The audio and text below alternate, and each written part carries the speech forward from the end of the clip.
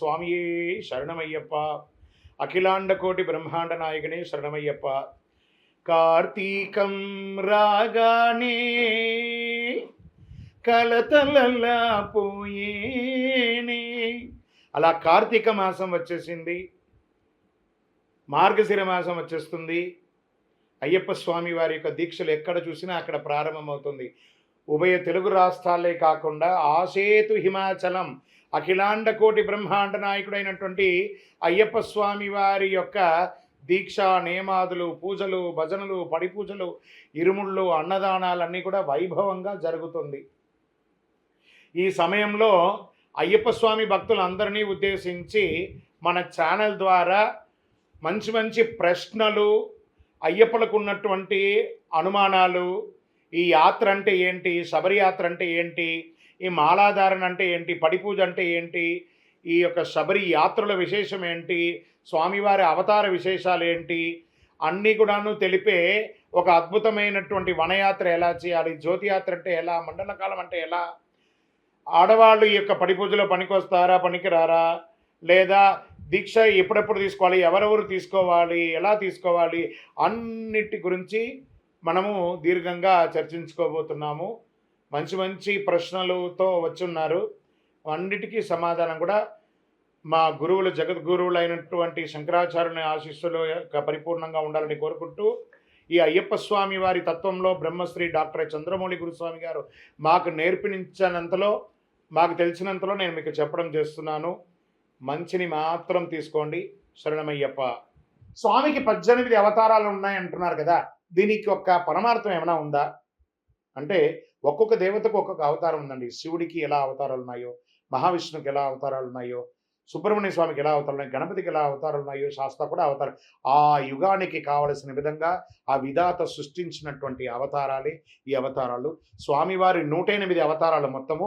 అందులో ప్రాముఖ్యంగా చెప్పబడే అవతారాలే 18 అవతారాలు అంటారు. అయ్యనారప్ప శాస్త్ర, కాళశాస్త్ర, వీరశాస్త్ర, క్షిప్రుశాస్త్ర, భూశాస్త్ర, ఆకాశ శాస్త్ర, కళ్యాణ వరద శాస్త్ర, జగన్మోహన సుందర శాస్త్ర, సుందర పాండ్య శాస్త్ర, సంతానదాయక గోతృ శాస్త్ర, కళ్యాణ వరద శాస్త్ర, అయ్యనారప్ప శాస్త్ర, యోగ శాస్త్ర, శిల్పశాస్త్ర, క్షిప్రుశాస్త్ర, భూశాస్త్ర, ఆకాశ శాస్త్ర, జ్ఞానశాస్త్ర, కిరాస శాస్త్ర, సమ్మోహన శాస్త్ర, శిల్పశాస్త్ర, విశ్వశాస్త్ర, జీవశాస్త్రగా ఇలా 18 అవతారాలు స్వామివారి యొక్క. శాస్త్ర అంటే శాసించేవారు.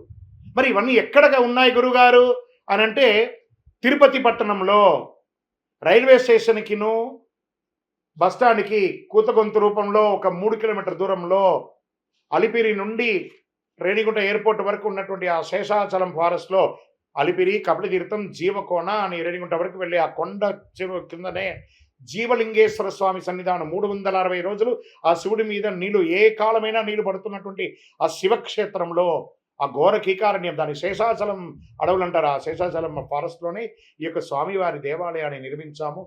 భక్తులు పుట్టినందుకు ఒక్కసారైనా ఆ దేవాలయానికి రండి, 18 అవతారాల స్వామివారిని చూడండి, అనుభూతిని పొందండి. శరణమయ్యప్ప. రైట్. అళుదా నదిలో వనయాత్రలకు వెళ్ళేటప్పుడు 2 రాళ్ళు తీస్తారంటారు కదా గురుగారు, దాని యొక్క ప్రాముఖ్యత ఎందుకు వచ్చింది, ఆ నదికి ఆ పేరు ఎలా వచ్చింది? అళుదా నదిలో మునిగి 2 రాళ్ళను చేతితో తీసి నిండు భక్తితో గుట్టపై ఉంచి. ఈ మణికంఠుడికి, మగిషికి ఘోరమైనటువంటి యుద్ధం జరుగుతుందట. ఈ మగిషికి ఒక వరం ఉంది, తన శరీరంలో నుంచి ఒక డ్రాప్ బ్లడ్ కింద పడిందంటే 1,00,000 మగిషులు మళ్ళీ పుట్టాలి అని.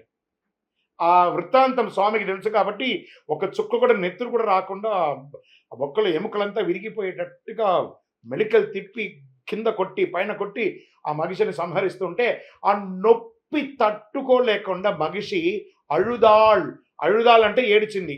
ఆ మగిషి యొక్క కన్నీటి బొట్టే అళుదా నది. అలా నది పుట్టింది. మరి 2 రాళ్ళు ఎందుకు తీసుకెళ్తున్నాం? గిరగిర కొట్టి స్వామివారు విసిరేసేస్తారు ఆ మగిషి యొక్క భూత శరీరాన్ని. దాన్ని మంత్రంలో ఏం చెప్పారు? మగిషి భూత శరీర ఉక్షేపకృతాయ నమః. చనిపోయిన వాళ్ళ యొక్క సంస్కారం చేయకపోతే ఆ కుళ్ళిన శరీరం ఏమవుతుంది? ఉప్పొంగిపోతుంది కదా, పొంగుతుంది కదా, ఉబ్బుతుంది కదా. వెంటనే ఆ మనిషి యొక్క శరీరం ఉప్పొంగిపోగానే సూర్య చంద్రులందరూ ప్రపంచంలో కనబడకుండా ప్రపంచం అంతా చీకటి అయిపోయిందట. వెంటనే దేవతలందరూ స్వామి వారిని మొరబెడుతున్నారు, స్వామి ఇదేంటి స్వామి, రాక్షసి చనిపోయిన తర్వాత కూడా మాకు ఇబ్బంది ఏంటి?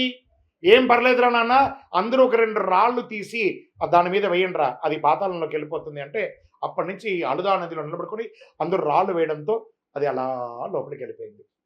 అందుకే ఆ నది వేసి మనలో ఇప్పుడు ఆ రాక్షసి మీద వేయట్లేదు, ఈ 2 రాళ్ళు తీసి మనం ఇప్పుడు ఎవరు వేస్తున్నాం? మనలోని కామ క్రోధ లోభ మోగ మదమాశ్చర్య ఈర్ష డంబ అని దుర్గుణాలన్నీ తొలగిపోవాలి అని 2 రాళ్ళు వేసేస్తున్నాము. శరణమయ్యప్ప. శబరిమల యాత్రలో పంబా నది అంటే ఏంటి? ఆ పంబకున్న విశిష్టత ఏంటి? పంబా నది ఎలా వచ్చింది? ఈ యొక్క యాత్రలో పంబా నది ఎందుకు ఉండాలి, వేరే ఎందుకు నది ఉండకూడదు అని అంటే, స్వామివారు వేరు, పంపా నది వేరు కాదు. ఈ శివుడు మోహిని, ఆ మోహినిని చూసి మోహిస్తారు. ఈ అమ్మవారు పరిగెడుతూ ఉన్నారు సిగ్గుతో శివుడికి దూరంగా. శివుడు కూడా అలా పరిగెత్తు ముహిర్దవన్ మలై అని వెస్టర్న్ ఘాట్స్లో ఉన్నటువంటి ముహిర్దవన్ మలైలో వచ్చి ఆగారు. వీరు ఇరువురు ఆగినప్పుడు శరీరంలో, మనం కూడా ఇప్పుడు షూటింగ్ లైటింగ్ అంతా పెడితే చెమట వస్తుంది చూసారా, అలా శరీరంలో ఒక రసాయన మార్పిడి ఏర్పడంతో చెమట వస్తుంది. ఆ శివుడి యొక్క చెమట అరిచేతిలోను, మోహిని అవతారంలో ఉన్నటువంటి విష్ణు అరిచేతులను ఇలా పెట్టగానే ఆ ఇరువురి యొక్క చెమట బిందువుల్లో ఒక అణువే మణికంఠుడుగా ఉంటాడు. అందులో నుంచి ఒక అణువు జారి కింద పడుతుంది, అదే పంపా నది. అయ్యప్ప స్వామి వారు వేరు, పంపా నది వేరు కాదు. కాబట్టి శబరిమలకి వెళ్ళే వాళ్ళందరూ దక్షిణ భారత గంగా నది. ఎవరెవరు చేశారు ఈ యొక్క నదిలో స్నానం అనంటే, నారదాది మునిలి చట నడచి వెళ్ళినారంట, ముక్కోటి దేవతలు స్నానమాడినారంట, పంపా నదిలో కాలిడితే అయ్యప్ప మన పాపాలన్నీ పోగున్నట అయ్యప్ప. ఈ పంపా నదిలో అందుకే సబ్బు పెట్టుకోకండి, మీ బట్టలు వదిలేయకండి, ఎంగిలి ఉమ్మకండి, మూత్ర మాలిన్యాలు చేయకండి అక్కడ కేరళ ప్రభుత్వం వారు, ట్రువాన్కోర్ దేవస్థానం బోర్డు వారు అడుగు అడుగున చెప్తున్నారు. కాబట్టి మీరు ఏది చేసినా అయ్యప్ప మీద చేసినట్టే. శరణమయ్యప్ప.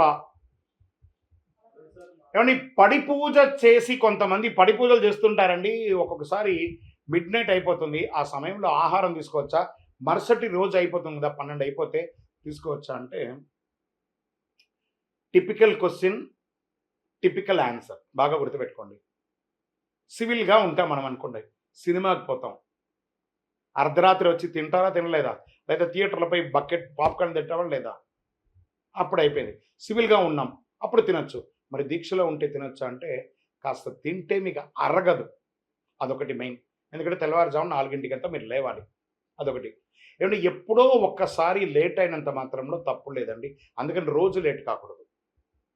మీరు అక్కడ టైంపాస్ చేయలేదు కదా, సరదాగా జాలీ ట్రిప్కి వెళ్ళలేదు కదా, స్వామివారి యొక్క భజనామృతంతో మీ కళ్ళుకింపుగా అక్కడ అలంకారము, చెవులకింపుగా నామస్మరణ, ఒక ప్రసాదం అక్కడ పూజలో ఉండి అన్నీ ఎంజాయ్ చేసి ప్రసాదం వదిలేస్తే, సత్యనారాయణ స్వామి వారి ప్రసాదం ధిక్కరణ చేసిన ధరకి ఏమైందో 5 కథలో ఒకటి చెప్తాం కదా, అదే విధంగానే ప్రసాద ధిక్కరణ కదా.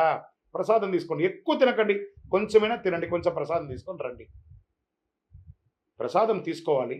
మీ అయ్యప్ప పస్తుంటాడు కదా, మీ మెడ మీద ఉన్న మాల వేసుకున్న, ఇప్పుడు XYZ మీరు సపోజ్ శివ ఉన్నారనుకోండి, మాల వేసుకుంటే మీరు శివస్వామి అయ్యారు. ఆ శివస్వామిని పస్తు పెడతామా? కాబట్టి కొంత ఒక పండైనా తినండి, రొట్టిగా మాత్రం వెళ్ళకండి. శరణమయ్యప్ప.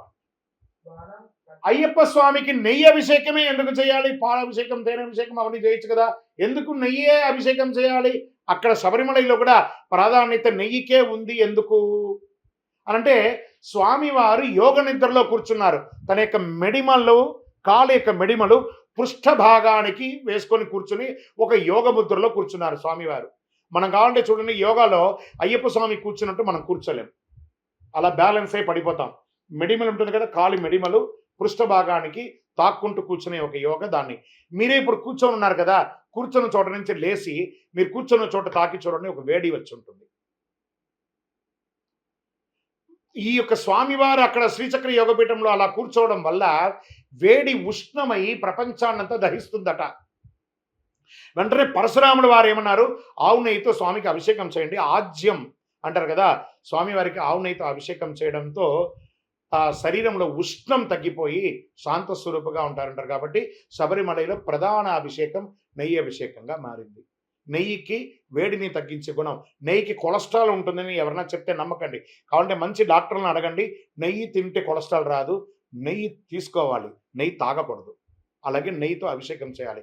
ఆ స్వామివారికి చేసిన అభిషేకాన్ని మనం కూడా భోజనాల్లోనూ, లేదా మనం ఏం చెప్తాం, సర్వరోగ నివారణ ధన్వంతర మూర్తి అంటాం చూసారా, ఆ స్వామివారికి అభిషేకం చేసిన నెయ్యిని మనకేమన్నా బాగాలేనప్పుడు శరీరంలో పెట్టుకోండి, భోజనంలో కలుపుకొని, ఇంకో ½ కిలో కలుపుకొని భోజనంలో కలుపుకోండి, ఆరోగ్యవంతులుగా ఉండండి. శరణమయ్యప్ప. గురుగారు, నేను మాల వేసుకోవాలనుకుంటున్నాను, నాకు జన్మనిచ్చినటువంటి అమ్మతో నేను మాల వేసుకోవచ్చా? ఎంత పెద్ద తప్పండి అది. మాల వేసేది ఎవరు? గురుగారు కదా. అమ్మ ఏ స్థానంలో ఉంది? మాత, పిత, గురు. గురువు 3వ స్థానంలో ఉన్నాడు. మొదటి స్థానంలో దైవంగా ఉన్న అమ్మను తీసుకొచ్చి గురువుగా 3వ స్థానంలో దింపడమే తప్పు. ఇక్కడ ఏం చెప్తున్నారు?